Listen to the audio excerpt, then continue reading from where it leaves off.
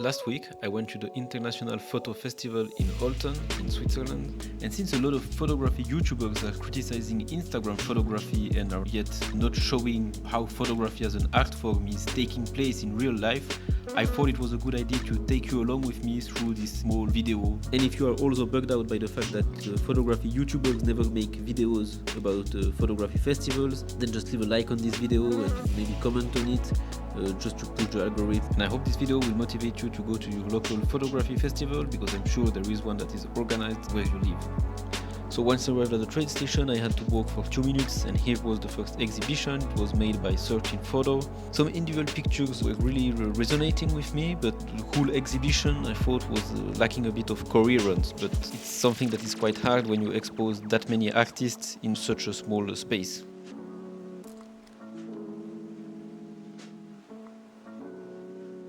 So after this mitigated start, I just walked for maybe 2 more minutes, and I crossed the bridge that was bringing me to the old town where most of the exhibitions were taking place, and the one that I was the most interested in, which was about Martin Parr's work. But before crossing the bridge, I had to check the exhibition that took place on it. It was called Waving Hands, and it was made by Deanna Dikeman. I think the title is quite self-explanatory. She just took pictures of her parents when she was leaving the familial house, and I thought the result was quite impressive. I really liked watching this.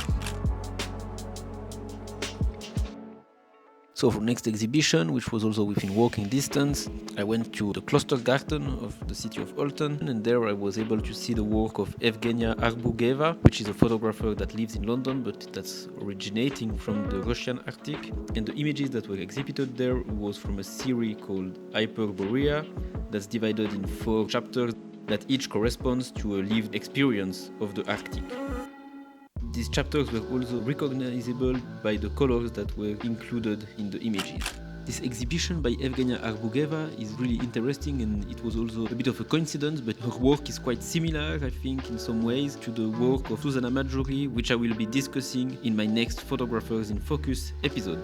While I was appreciating the images of the Arctic, it started to rain, so I found refuge by a tree to look where I had to go to see the next things that I wanted to see. And I was lucky because this was happening inside, and I was even more lucky because the photographer that was exhibited there was present. So I asked him if he wanted to be a part of the video, and I will let him present himself and his work. Hi, I'm Martin. I'm a photographer that uses a scanning electron microscope to produce images of the invisibly small. The scanning electron microscope produces images in black and white from extremely small organisms. What interests me are the beauty and the structures of these invisibly small living beings, and that's what I compose with my images. Here we are standing in front of my series, The Secret Gardens of Planet E.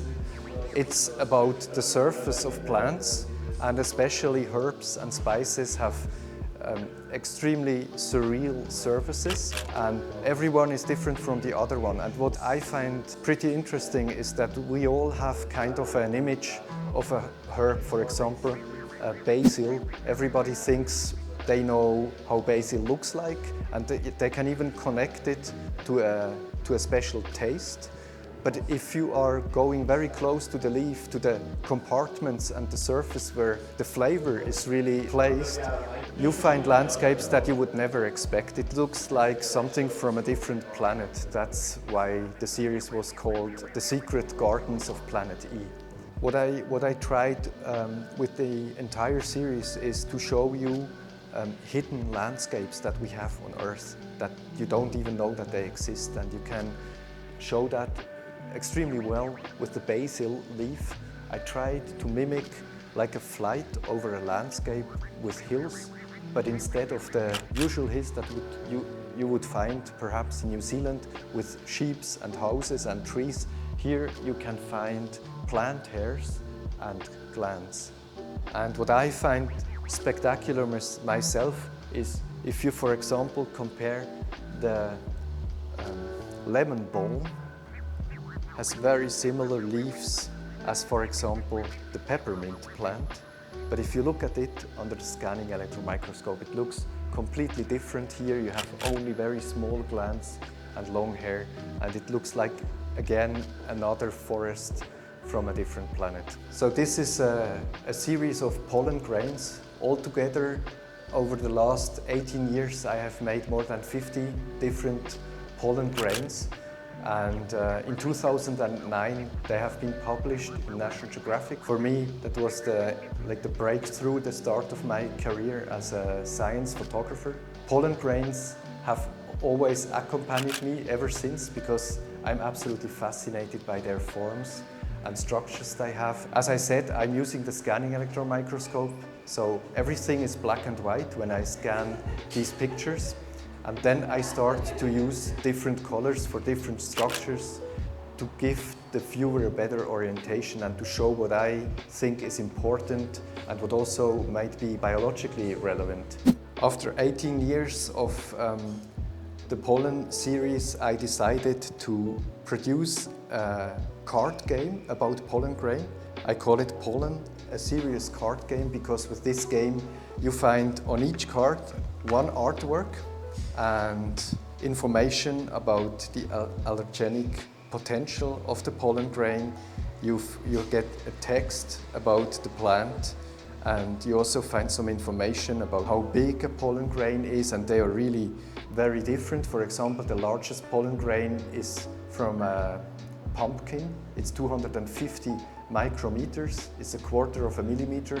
Whereas the smallest pollen grain that I know is the forget-me-not. It's just a little bit longer than an E. coli bacteria. And here you can find 48 grains and 48 cards and play against each other and learn something about pollen. I hope you have liked Martin's presentation. I think his work is really impressive. I like the fact that he reveals some invisible things, and that since he started as a purely scientific photographer, I think it's quite interesting that now that he's a bit more advanced in his career, he's really trying to break the boundaries between science and art. And I think they are quite hard to break, but I think he does it in a really nice way, and I'm looking forward to seeing the evolution of his work. Then I kept walking and I stumbled upon a gallery that was part of the festival and that was displaying images by Burtynsky, a photographer that I had already heard of. And I was also quite mesmerized by his work. He's taking images with a drone, I think. Essentially images from above, from places that are very affected environmentally speaking. After seeing all those images of a beautiful planet being destroyed, I had to get a beer to forget about it and to be in a good condition for my Martin Parr marathon, as they called it. Even though I knew Martin Parr already quite well, it was very interesting to see this exhibition because it allowed me to see some works that I had never seen in real life before, such as his work in black and white, which was very interesting. I also really enjoyed the fact that the exhibition displayed a wide array of Martin's work, and the works were just simply displayed by using the names of Martin Parr's different projects. It was also quite fun to see that Martin had made some images in Olten, the place where the exhibition was taking place. The only criticism that I would make about this exhibition is that the images were simply displayed like that without any explanations. I'm not a fan of huge walls of text when you are trying to look at photography, but it would still be quite important in my opinion, especially with documentary and street photography, to know where the images have been taken and when they were taken. Other than that, it was really nice to see prints of Martin's work in real life.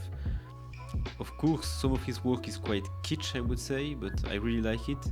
I really like the sociological aspect that the work has, and the fact that there is a lot of what I perceive as satire in Martin's work, and also a lot of criticism towards consumerism. But I did not stay for too long since it was very hot in there, and there were also a lot of people that were making group visits.